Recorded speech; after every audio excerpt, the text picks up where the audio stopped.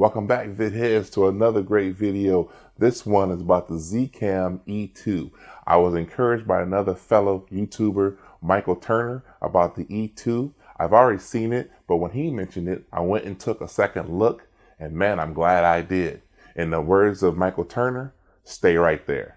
You're gonna want to see this.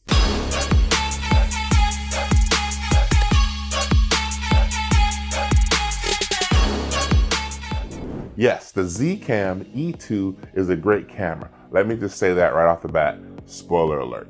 It's a great camera.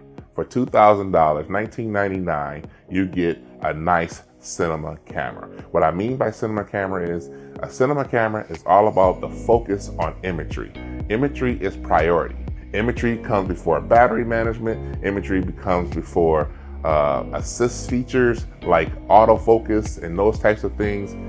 It's all about imagery, and then everything else is built around the imagery. I've been asked on social media, why the ZCam, why not the Blackmagic?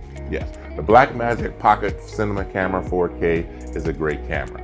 And right off the bat, I'm gonna tell you, I'm not the person to ask if one camera is better than the other, because I don't think no camera is better than another camera. They all have their functions, and they all have their tools, and they all have their price points. For me, it is about grabbing the tool that I wanted for the workflow I wanted to do.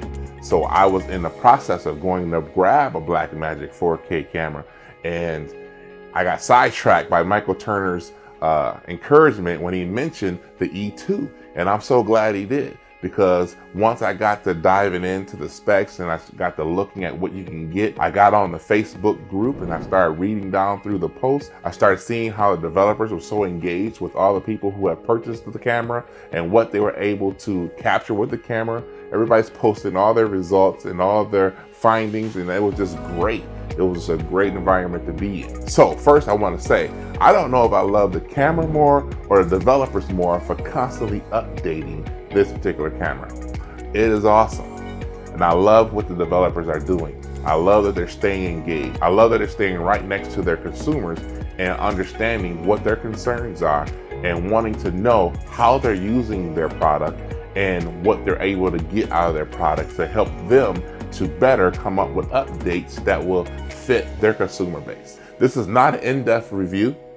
This is just my initial impression. Here are 7 things that I like about this camera that I think is something that we should actually take note of. Number 1, imagery. Imagery is fantastic. What I mean by that is true to color. It actually gives me the color in which I saw the composition. True to color. Number 2, high frame rates. Yes, it has high frame rates. It goes up to 120 frames per second in 4K.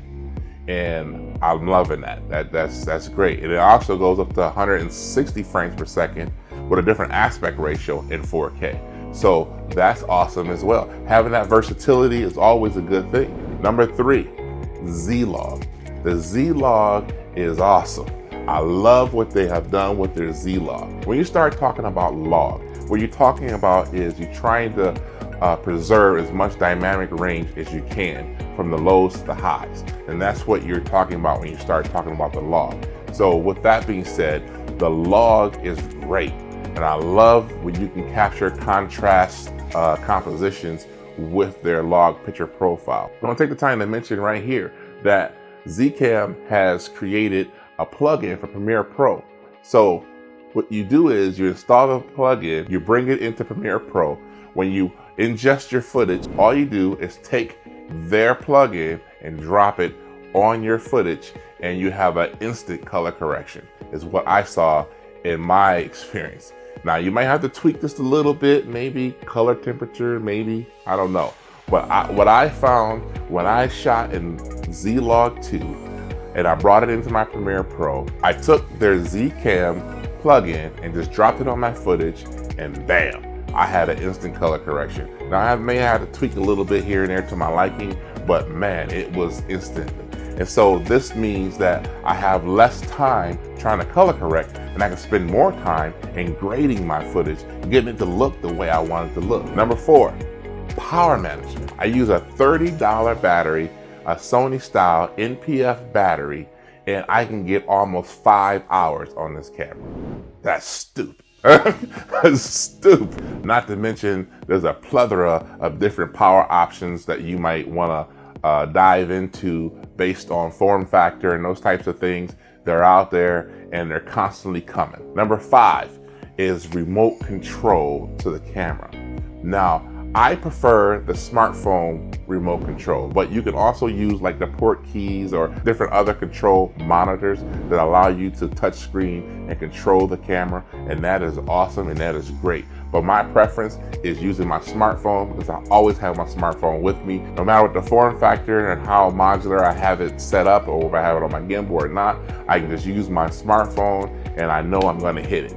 Now, my smartphone uses the Wi-Fi to connect, and man, I'm telling you, it is great. I'm going to do a special video just on all the different settings that I can adjust just with the smartphone. It is phenomenal. Audio diversity.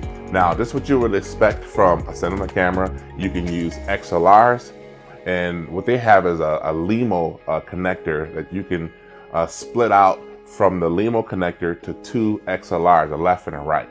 Or you can use a 3.5 audio mic jack, which I'm currently using right now with my Sony UR-X-PO3D dual live receiver, whatever. This is the actual quality of the input to the 3.5 jack that you're hearing right now that I'm filming with. 7, last but not least, the modular form factor, to be able to build this camera up in any shape, way that you want that's usable to you. Because of the form factor, you can build it any kind of way. My preference was to get it so I can get it on my gimbal. I would love to have a cinema style camera on my gimbal where I can stabilize it. And I don't need the big heavy rig gimbals in order to get it done.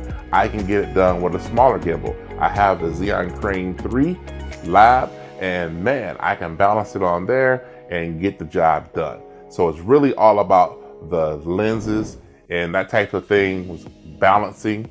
And so it'll be a little tricky depending on what lens you have. Like for instance, right now I'm filming with the 18-35 Sigma Art Series f1.8, and I'm filming on the E2 right now.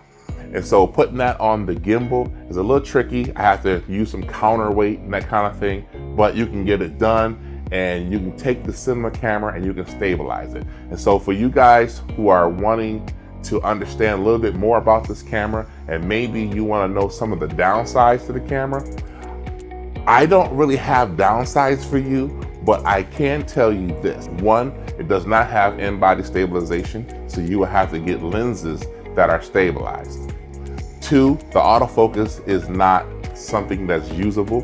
You definitely don't want to count on using their autofocus, not as of yet. Like I said, they're constantly updating this camera, and man, they're doing a fantastic job with the updates, but I knew the autofocus was not really all that usable going into it, and I really wanted it as a cinema style camera, not necessarily as a video style camera. Okay, number 3 is white balance. You have 2 different styles of selecting white balance, either manual or auto. And so if you select auto, then it's going to white balance for you. You select manual, then you have to dial it in. Now, they do have some presets that you can use for white balance, sunny, tungsten, all those different ones that you can actually use those profiles for white balance. But I would like to have seen where I can use my gray card and I can just hit the white balance, set the custom white balance right then and there, and bam, been done. There's one thing I would like to have seen in this camera that's not quite there yet. I don't know if that's an update that's coming, but I would like to see that. Okay, so if these 3 things are some of the things you're looking for in a camera, this camera might not be for you. So who is this camera for? This camera is for those who are looking for a cinema style camera that you can use in a versatile way. You can use it as a video camera, you can use it as a cinema camera, but they're primarily set up for cinema. It's primarily set up for imagery, fantastic imagery. And that's what this camera is really all about. And for the price point at $19.99, I thought it was a great buy. Shout out to my fellow YouTuber, Michael Turner, for mentioning this, putting me up on game. And so I took another look, and I'm glad I did. I bought the E2, and I also bought the E2C.